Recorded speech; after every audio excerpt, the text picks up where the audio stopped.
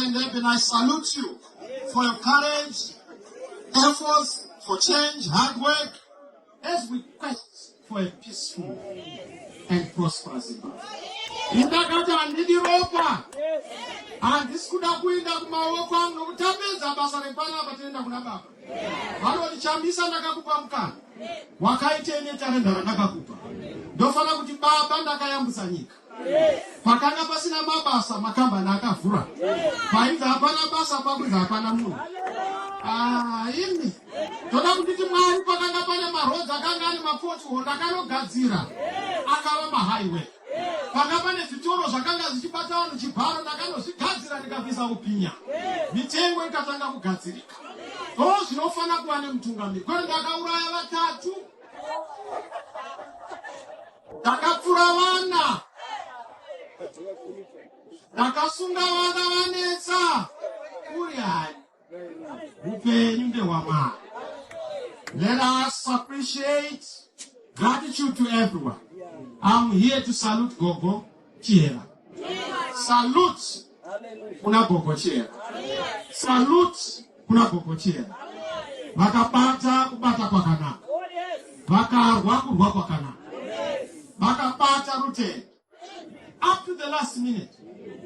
Ndivamwe vatinofamba navo vanofunga kuti kupinda mupolitics kutya. Politics is employment. No, politics is deployment. Politics is not a job. It's a calling to help and to give. Kana uri politics kuda kudya, ndimi matinetsa kusvika patasvika pano.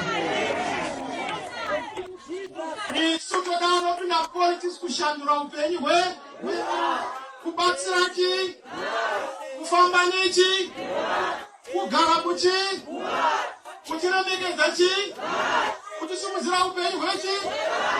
No politics dzatinoda kuona isu. Mwari maitira vakasiyana nevanhu. Munongokaruka mati, munongomuka zvati. Aiwaka. Shall I prophesy?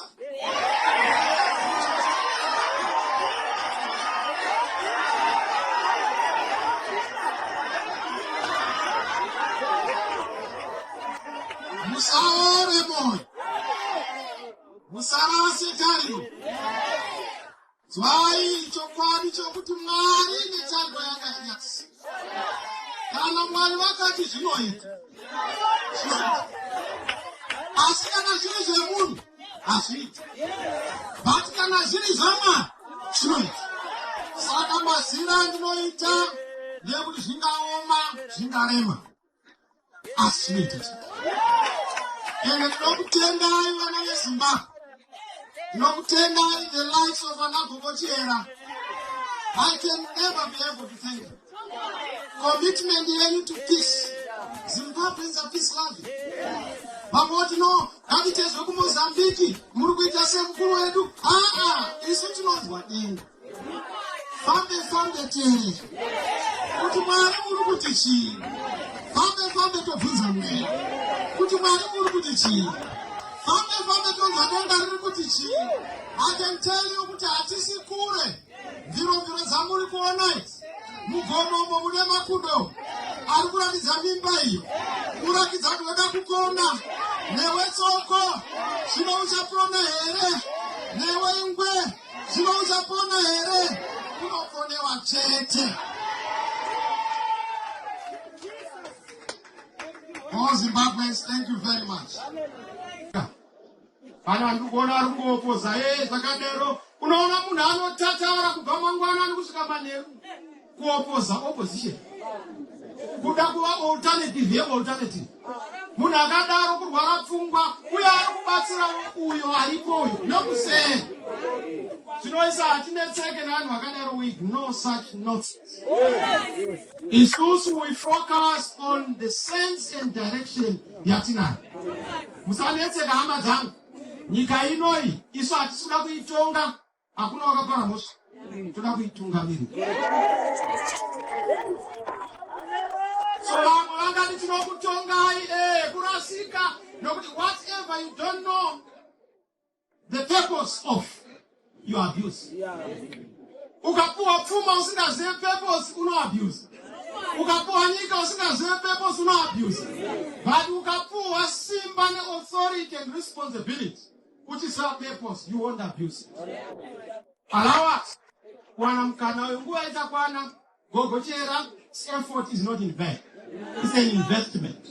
She invested in the future. And I know that our God is in it. We are in it.